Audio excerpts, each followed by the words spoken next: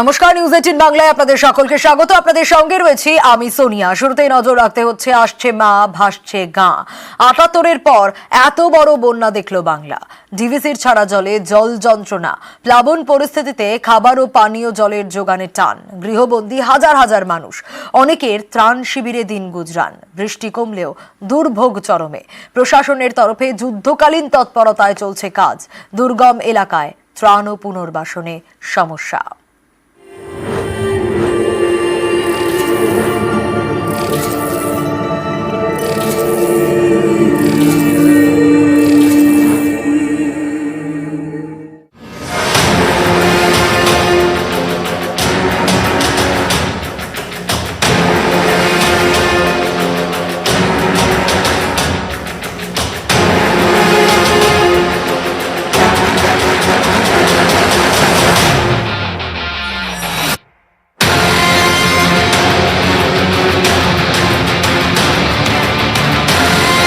কবে থেকে করছেন এই কাজ? বুধবার থেকে। বুধবার থেকে? কত মানুষের জন্য করতে হচ্ছে তাও প্রত্যেক দিন? না, বেশি হবে। দর্জি পোতা, দোলানি চক আর অরুণ বেড়া, 3টে গ্রাম।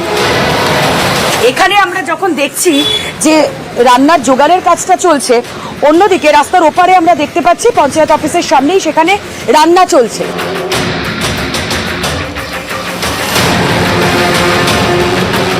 এই মুহূর্তে খিচুড়ি রান্না চলছে। কবে থেকে? বুধবার থেকে চলছে রান্না। আমরা সতর্কবার্তা পাওয়ার সঙ্গে সঙ্গে আয়োজন করে নিয়েছিলাম। বুধবার সকাল থেকেই এই রান্না বান্না চলছে। কত সংখ্যক মানুষ? এখানে আমরা মোট 1000 জনের প্রত্যেক দিন রান্না করছি। 600 জন মানুষ এই ক্যাম্পে খাচ্ছে।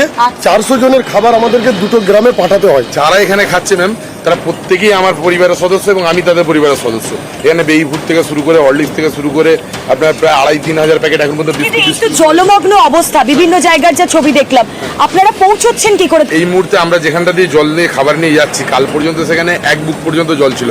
আমাদের প্রায় 150 জনের একটা টিম আছে, যেগুলো ইয়াং জেনারেশন, যারা প্রত্যেকে নিজেরা অর্থ দিয়ে এবং মানে নিজের জীবনকে বাজিয়ে রেখে এখানে পথে নেমেছে প্রত্যেকে। এবং এখানে আমরা যে ক্যাম্পগুলো করতে পারছি, যেগুলো পারছি না তাদের শুকনো খাবার পাঠিয়ে দিচ্ছি। কাল থেকে আমরা মেডিকেল ক্যাম্প অলরেডি শুরু করে দিয়েছি। কালকে 200 জনকে ফ্রিতে ওষুধ, বেবি ফুড, আপনার তাদের সমস্ত রকম ট্রিটমেন্ট আমরা এই মুহূর্তে সর্বদা চেষ্টা করছি যতটা সম্ভব ততটা মানুষের কাছে থেকে নিজের পরিবারের সদস্য ভেবে তাদের পাশে থাকার।